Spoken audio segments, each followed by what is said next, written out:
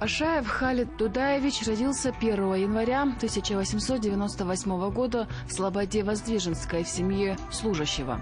В 1909-16 годах учился в Грозненском реальном училище. В 1916 году поступает в Лесной институт в Петербурге. То было накаленное предреволюционное грозой время, и его воздействие на Ашаева не прошло бесследно.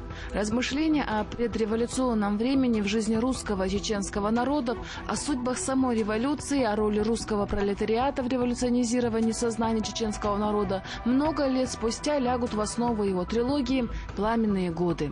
Великая Октябрьская революция застала Халида Ашаева в Чечне. Окончив 2 курса института, он возвратился в родные места. Здесь он принимает участие в революционных событиях, а затем в гражданской войне против местной контрреволюции. В 1919 году работал в политотделе Красных повстанческих войск. С июня 1921 по сентябрь 1922 года Халид Ашаев председатель Чеченского ревкома, затем секретарь редакции газеты «Советская автономная Чечня». В 1923 году заведовал политпросветом облно. Был сотрудником Восточного отдела ОГПУ в городе Ростове. С 1925 по 1930 год Ашаев заведующий облно Чечни. С 1921 по 1922 год был членом ЦИКа, членом президиума Чеченского облисполкома, входил в состав пленума Осетинского обкома ВКПБ. Первые очерки, рассказы Халида Ашаева появились в 20-х годах.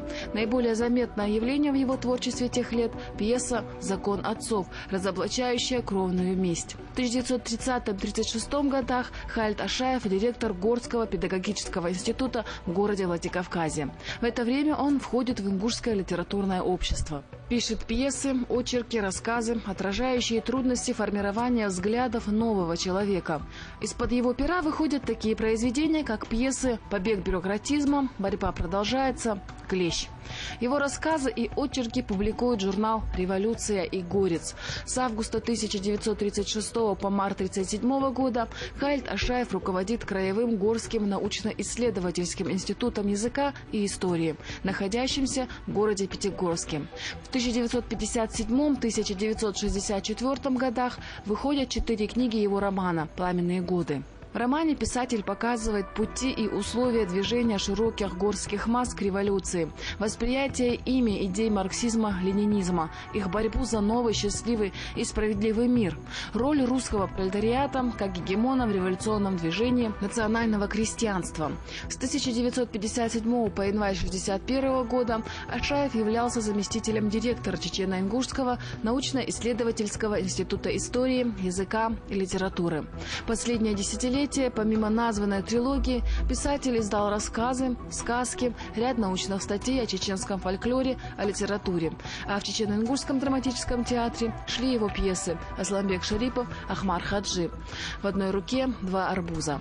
На сельской сцене ставились пьесы «Селосат», «Две Зайбулы», «Зулай». Круг интересов Ашаева очень широк. Он хороший знаток истории, этнографии, фольклора родного народа. Ашаев обращался к теме Великой Отечественной войны. Из печати вышли его очерк «Рыцарь отчизны» о герое Советского Союза Хан-Паше Нуродилове. Писатель ряд лет вел поиски своих земляков, защитников Брестской крепости.